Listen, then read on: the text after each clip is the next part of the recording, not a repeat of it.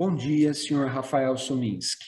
A presente entrevista é parte do projeto de História Oral desenvolvido pelo GPMEP, Grupo de Estudos e Pesquisa em Memórias e História da Educação Profissional, e tem como objeto a educação profissional e empreendedorismo.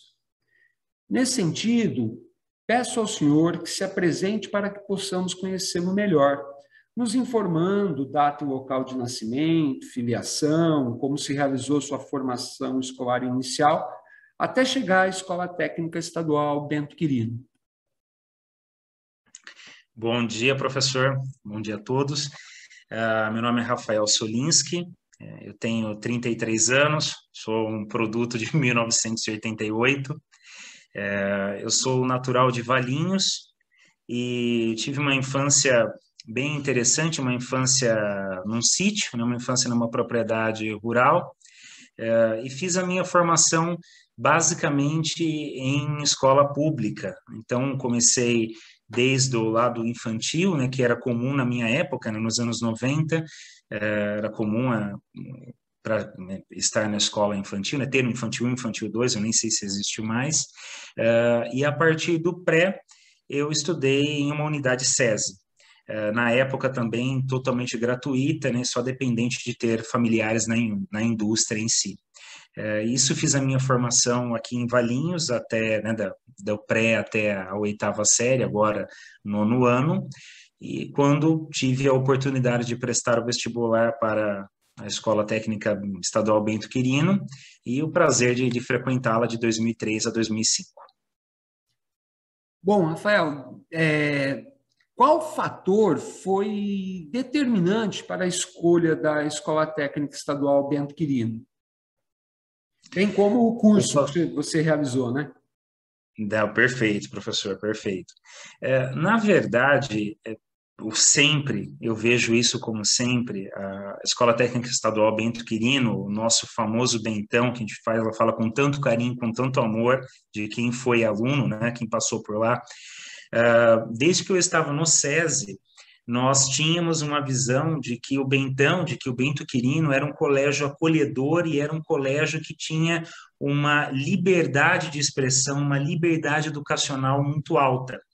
Ele antes de participar, mesmo antes de fazer parte, né, de ser aluno, era isso que era passado para nós. Então, através de irmãos mais velhos e mães, pais que, né, tinham frequentado o colégio, falavam isso, que era uma escola muito aberta, uma escola com muita performance educacional, o que é uma coisa que eu sempre busquei, qualidade educacional, mas além da qualidade, além da componente técnica muito alta, tinha essa característica de liberdade de expressão, essa característica de ser um colégio gostoso de se estudar, com um belo corpo docente, com uma estrutura gostosa, uma estrutura que você apreciava a educação em si. Então, isso me encantou desde o começo. Performance educacional e também a parte de liberdade de expressão, a parte de como o colégio se comportava como uma entidade viva.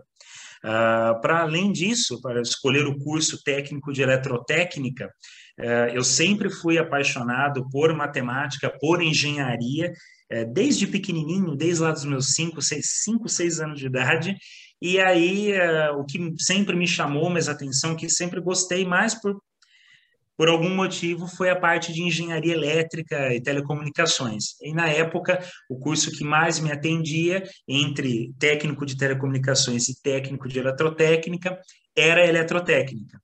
E assim eu fiz a minha escolha. E há uma relação entre o curso e o seu desempenho profissional posterior? Como é que você percebe isso? Total, total. O curso técnico, ele é um ponto de virada para qualquer profissional que queira seguir na carreira técnica, que seja gerencial técnica. Porque o curso técnico, quando bem aplicado, e esse é o caso do Bento Quirino, quando bem aplicado, quando muito bem aplicado, ele mostra ao aluno como é realmente, como é uma área técnica, como aquilo funciona e principalmente quais são os cuidados que você deve tomar, como você deve agir principalmente não só ali na componente técnica, mas na componente ética e na componente de técnica de trabalho, de operacionalidade. Então, o técnico, pelo menos para mim, ele foi maravilhoso porque ele me ensinou realmente como a ser um profissional qualificado tecnicamente e me comportar como profissional. Então, isso que foi maravilhoso para mim pessoalmente, acho que para todos da classe, que os professores sempre pegavam muito forte nessa questão da ética profissional e da aplicação do conhecimento com ética e com responsabilidade. Então, na minha visão, o curso técnico, para mim, e acho que para todos, ele vai muito além de profissionalizar. Ele profissionaliza e ele educa um profissional. Ele monta um profissional como um todo, inclusive nas relações interpessoais. Eu não tenho nem como avaliar o quanto o curso técnico me ajudou na minha carreira profissional. Foi a minha primeira formação, né, formação profissional antes das universidades, dos mestrados, dos MBAs, e é maravilhoso. Tanto que essa parte de ética, essa parte de cunho, de responsabilidade profissional, foi desenvolvida aí e foi algo que eu levei para a minha vida toda.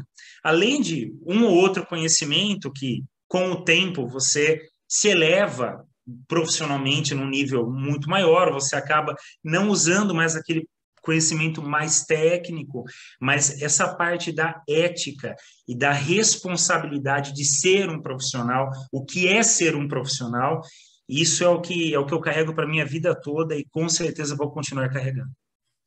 Rafael, então a gente observa aí pela sua fala, de certa maneira, o curso técnico ele acabou sendo um alicerce, que vai dar origem a uma construção. Fala um pouquinho para mim como é que foi esse seu desempenho escolar após a escola técnica. Perfeito. Não, sem dúvida, é um alicerce e é um alicerce para todas as áreas da vida. Realmente, ele tem a componente técnica, a componente de relacionamento interpessoal e a componente de comportamento humano profissional. Após o curso técnico, eu ingressei na Unicamp, em Campinas, na Faculdade Estadual de Campinas, na Unicamp, no curso de Matemática Aplicada, e continuei a minha carreira. Fiz matemática aplicada, depois ciência da computação, depois um mestrado em matemática teórica, um mestrado em engenharia de telecomunicações e mais alguns MBAs. Até porque chegou um ponto da minha carreira profissional que eu vinha sempre na técnica, gerente técnico, cientista de desenvolvimento, cientista-chefe de desenvolvimento, e aí chegou um ponto que eu quis diversificar e caminhar mais na parte gerencial. Mas o curso técnico como base ajudou em tudo, mesmo na faculdade de matemática, que é algo bem, parece muito distante de eletrotécnica, né, de técnico de eletrotécnica, mas ajudou bastante, principalmente da base matemática aplicada no curso de eletrotécnica. Tenho que dizer aplicada de forma única, né, devido ao excelente nível dos professores. Então, sim, o curso de eletrotécnica ele me ajudou na minha formação acadêmica posterior de maneira 100%. Perfeito, Rafael. Na Escola Técnica Estadual Bento Quirino, quais as suas lembranças das aulas, das atividades práticas? Quais o senhor avalia que foram as mais significativas para o seu exercício profissional posterior? O que eu sempre gostei muito no Bento Quirino, na Escola Técnica Bento Quirino, e no curso, não só no curso técnico, gostaria até de fazer esse comentário, não só no curso técnico, mas no ensino médio também. Primeiramente, a possibilidade de participação, a abertura do aluno dar a sua opinião e participar, mesmo no técnico, onde é algo bem mais certo ou errado. Mas era dado essa possibilidade e promovido, era feito uma propaganda muito grande para o aluno se expor, falar, comentar, pensar, e isso eu acho muito importante, algo que eu levo sempre.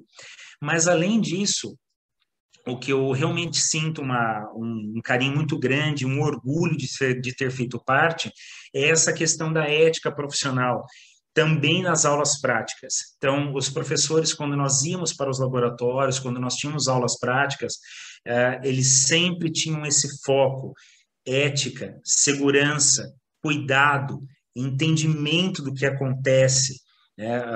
O cuidado com a vida humana, o cuidado com a tecnologia e assim por diante. Então, isso é algo que me marcou muito. É até engraçado que aparentemente eu falo, e aparentemente parece que o vertical técnico não é importante. Muito pelo contrário, o vertical técnico do Bento Quirino, ele não tem comentários, ele é altíssimo. Então, ninguém precisa, todo mundo sabe a qualidade dos técnicos que são formados. Mas, para mim, além disso, que é o que todo mundo sabe, vale a questão da ética profissional que é imposta. Isso nas aulas práticas também era muito passado, até por ser eletrotécnica e por ser algo que tem um risco. Então, os professores sempre passavam isso, eles sempre tinham esse transporte de responsabilidade. E isso sempre achei fantástico e impressionante. Rafael, me corrija se eu estiver errado, mas você é aluno de uma daquelas primeiras turmas, logo após que ocorreu o desvínculo entre o ensino médio e o ensino técnico. Sim. Você fez o ensino médio e o ensino técnico na Bento Quirino. Felizmente. E como é que você vê esta relação entre os dois cursos? Se comunicavam o pessoal do médio com o do técnico? Para a sua formação, como é que você pensa essa questão? É uma atribuição, é um modelo muito interessante. Na minha época, realmente era distinto. Se não me engano, foi em 2002 que houve essa cisão, e não sei se retornou ou não, mas eu sou do técnico de 2004, 2005, então, sim, tinha essa cisão. Porém, no Bento Quirino, especificamente, existia uma sinergia muito alta entre o ensino médio e o ensino técnico. Então, para mim, foi maravilhoso, foi o melhor modelo, porque, sim, nós sentimos que o colégio era uma unidade, era um organismo vivo e um organismo homogêneo. Ele era heterogêneo em termos de ideias, o que é maravilhoso, mas homogêneo no respeito e nas relações interpessoais. Então, eu não senti muito essa cisão. Eu não senti muito essa cisão. Para mim, era algo bem unido e bem homogêneo, era algo que se comportava muito bem. Como foi anteriormente, não sei, mas para mim foi ótimo. Uma excelente experiência. Perfeito. E deixa ele perguntar, houve algum professor ou disciplina que tenha se destacado na sua formação, que tenha, vamos dizer assim, acendido a luzinha e falar, olha, por aqui mesmo? Ah, olha, professor, eu diria que tem tantos exemplos que o Bentão, que o Bento Quirino acabou me fornecendo, que é difícil dizer um ou outro.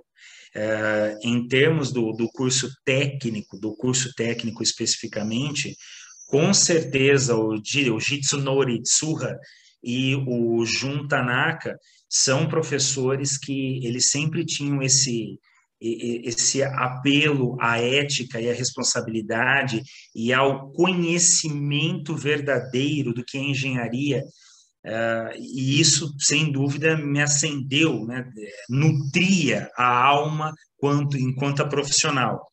Já na parte do ensino médico, acho que nós não podemos deixar de falar, o senhor mesmo, como professor de história, e como nos fazer pensar fora da caixa e pensar muito além de um livro, muito além de uma informação, e isso é algo que eu utilizo todos os dias e todo mundo deveria, e a professora Sueli Betanho, muito em relação à sua experiência de vida e a forma com que ela transferia isso. Então, a Sueli também era uma professora que ela não passava só o português e redação. ela passava um pouco da experiência de vida de uma maneira mastigada, digerida, e isso também, aí a parte humana me fazia pensar muito. Então, o senhor, com certeza, e a querida professora Sueli tiveram um papel muito importante na parte pessoal, e no curso técnico, sem dúvida, como ação técnica, como atuação técnica, como responsabilidade, o professor Jitsunori Tsuha e Juntanaka. Obrigado pela deferência, Rafael. Deixa ele fazer mais um questionamento. Durante esse tempo que você teve aqui na escola, como é que você vê? A escola incentivava as inovações? Como é que você pensa isso? Com Inovações. certeza. Com certeza, com certeza. A escola sempre foi um celeiro de inovação, os professores sempre deram o máximo, principalmente com as iniciativas como o Bentotec, que eu acho fantástico, né?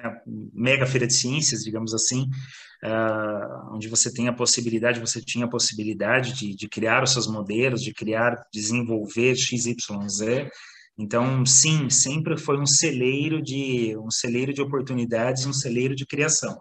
A escola, para mim, foi isso. É isso que ela demonstra.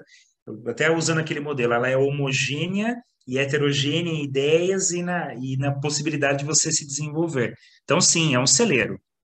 Inclusive, né, até um comentário deveria ser mais incentivado por outros órgãos. A escola incentiva muito, né, até mais do que o limite dela, e outros órgãos deveriam incentivar também. Essa é a minha opinião como cidadão. Perfeito, Rafael. Mais uma perguntinha, Rafael. Antes da gente começar a gravar, na nossa conversa prévia aqui, você estava me falando um pouco do seu desempenho profissional, né? Eu gostaria que, se possível, você fizesse aí um esforço de rememoração de como é que foi a sua trajetória profissional. Perfeito. A minha trajetória profissional é um pouco, ela tem alguns percalços, eu acho que como todas as trajetórias, alguns percalços curiosos até. Como comentado, saí do curso técnico, fiz um pequeno estágio para tirar, na época era um CREA técnico, hoje já não existe mais esse CREA técnico, é um outro certificado, ao qual eu carrego até hoje, mas bem, e aí estava na Unicamp. Ok, Unicamp Matemática Aplicada. Quando eu estava para me formar, eu estava cursando matemática aplicada e já fazendo mestrado junto, para tirar tudo em 5 anos, compactar tudo em 5 anos. O problema foi que, devido a uma questão familiar, toda a minha renda foi cortada e eu tive que cair no mundo profissional. Nessa linha, eu arranjei um emprego numa escola de informática para dar aulas de informática e eu iniciei uma faculdade de ciência da computação, que era algo que daria maior teor profissional, maior esteio profissional, logo dinheiro, é o que eu precisava para sustentar a minha casa. E nisso, fiquei 6 a 8 meses dando aula de informática e comecei a cursar o curso de ciência da computação, uma faculdade paga. E como já tinha vindo da Unicamp, tinha um preparo muito elevado, um preparo bem alto em termos educacionais, fiz uma prova de bolsa, tirei 100%, ok. Então, estava fazendo uma faculdade gratuita e dando aula de informática para pagar as coisas de casa. Foi aí que eu me inscrevi num processo de estágio da empresa Robert Bosch e consegui passar nesse processo de estágio. Dentro desse processo, segui o curso de ciência da computação e me formei na ciência da computação e no estágio, terminei o estágio e consegui uma vaga como efetivo na Robert Bosch. A partir daí, eu tinha 24 anos de idade. A Bosch, naquela época, tinha um projeto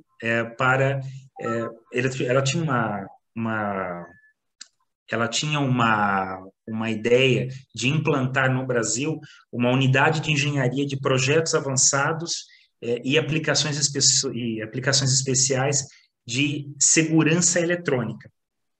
eu pleiteei essa vaga e consegui uma vaga de gerente nessa área. Então, na Bosch, fui o gerente da América Latina, da divisão de sistemas de segurança eletrônicos para projetos avançados e aplicações especiais. Passado um tempo nessa área, nessa vaga, eu senti a necessidade de me desligar da Bosch e criar a minha própria empresa. Não porque eu tivesse qualquer problema com a Bosch, mas porque eu queria voltar também, sair um pouco de segurança eletrônica, que é maravilhoso, mas é um ramo limitado até certo ponto, e voltar à engenharia. Voltar à engenharia, voltar ao desenvolvimento, voltar à matemática. E assim foi o que eu fiz. Eu pedi minha demissão da Bosch em 2013 para 2014 e abri a minha empresa, abri a Solinski Corp, que começou como uma empresa de consultoria. Então, nós começamos com consultoria em sistemas de segurança, praticamente sistemas Bosch, dado a experiência legada da minha profissão em si, do meu cargo, e nós fomos abrindo os leques da consultoria, de sistemas de segurança, depois engenharia elétrica, engenharia de telecomunicações. E com o tempo, com o caminhar, com os passos, nós fomos agregando mais colaboradores e nós começamos a desenvolver projetos. Então, não só consultorias, como projetos de sistemas de segurança, eletrotécnica e telecomunicações, telemática. E é o ponto que nós estamos. Então, hoje nós estamos um pouquinho a mais, né, depois de 8 anos de empresa, nós continuamos fortes com a consultoria, é o nosso coração, é o nosso DNA. Somos um escritório de projetos, parte de engenharia elétrica, engenharia de telecomunicações e engenharia de segurança eletrônica. E temos a parte de execução também. Então, nós temos a nossa própria equipe de execução e diversos clientes pelo Brasil, inclusive fora do país. Até porque nós já fizemos projetos, por exemplo, para a Bosch na Polônia, para a Bosch na Alemanha e também no Chile. Então, essa é a minha caminhada e a minha jornada. E vamos ver o que o futuro nos reserva. Rafael, como foi? Eu estava pensando aqui, você tinha uma boa posição na Bosch, é uma empresa Sim. grande. Como foi ter a coragem, não sei se é o termo coragem é o termo mais adequado, mas como foi ter esse start de falar, olha, não, vou criar a Solinski Corp. O que eu estou perguntando é assim, gerou ansiedade, receio? Como é que você trabalhou com todas essas dimensões? Com certeza, com certeza. Foi bem, no começo foi algo, não, acho que é importante citar a verdade, sempre a verdade. Foi muito estressante, foi preocupante e eu diria que é um ato de coragem e também um ato de esperança, porque você acaba, quando você cria uma entidade, cria uma corporação que seja de uma pessoa ou de 10 mil pessoas ou mais, o começo você sempre tem um ato de esperança. Então, quando comecei a Solinski Corp, eu não comecei pensando nela como está hoje. Então, eu comecei com pequenos passos. Tanto que quando eu abri o meu CNPJ, eu não tinha cliente nenhum. Eu não tinha nada. Eu tinha só a esperança, o conhecimento técnico, né, o conhecimento da massa técnica e a esperança de que aquilo fosse funcionar. Então, sim, foi um conjunto bem discrepante de emoções. Geralmente nesses primeiros meses que você está sozinho, então você olha para trás, você olha para a Bosch com cartão corporativo praticamente sem limite, secretária, orçamentos, toda uma estrutura corporativa, e aí você olha para você na mesa da sua sala, na mesa da sua cozinha com um notebook, e você fala, meu Deus, será que eu fiz a escolha certa? Mas a esperança que te nutre, a esperança que te joga para frente. E aí a coisa caminha, professor. Eu acho importante, assim, eu também não dei esse passo de uma maneira só com a fé. Então, eu não peguei e achei que ia dar certo e joguei. Eu achei que ia dar certo, mas eu fiz um colchão financeiro, eu tinha uma estrutura financeira, eu economizei muito para dar esse passo. Então, eu sabia que, por exemplo, se dentro de 6 meses não caísse um cliente, não caísse nada, eu voltaria para o corporativo, voltaria para o CLT, o que não acho problema nenhum, mas acabou que do terceiro para o quarto mês veio o primeiro cliente, aí nós fizemos uma parceria com uma outra empresa, veio mais um outro projeto daqui, um outro projeto dali, e a empresa foi decolando, foi trilhando o seu caminho. E chega uma hora que as coisas engrenam, e aí o caixa engrena, o RH engrena e tudo funciona. Mas no começo é um ato de coragem, pouco de loucura e esperança. E você era bastante jovem quando você iniciou, né, a empresa. Sim, eu tinha 25 para 26 anos. Perfeito. Rafael, há algum tema que você gostaria de estar destacando, um tema que você julgue importante e que a gente não tenha mencionado até esse momento?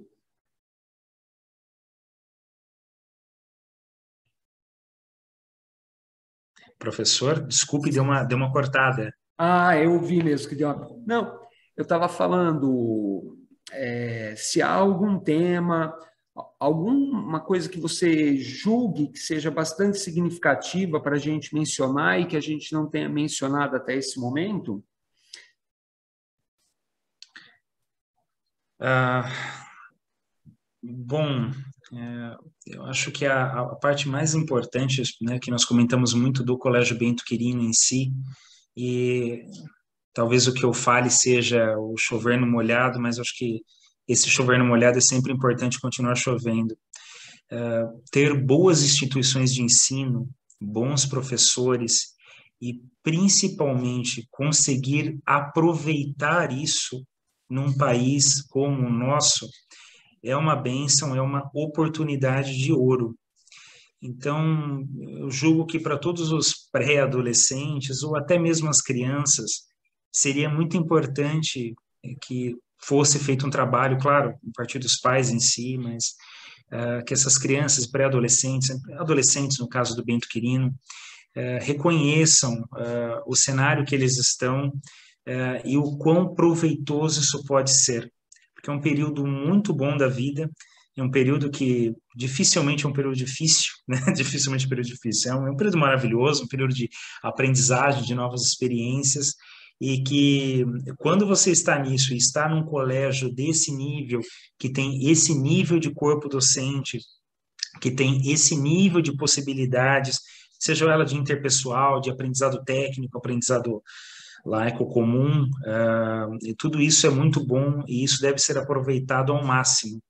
Eu diria que instituições, não só como o Colégio Técnico Bento Quirino, como outras, felizmente como outras, elas são como um néctar de conhecimento, como um néctar de vivência.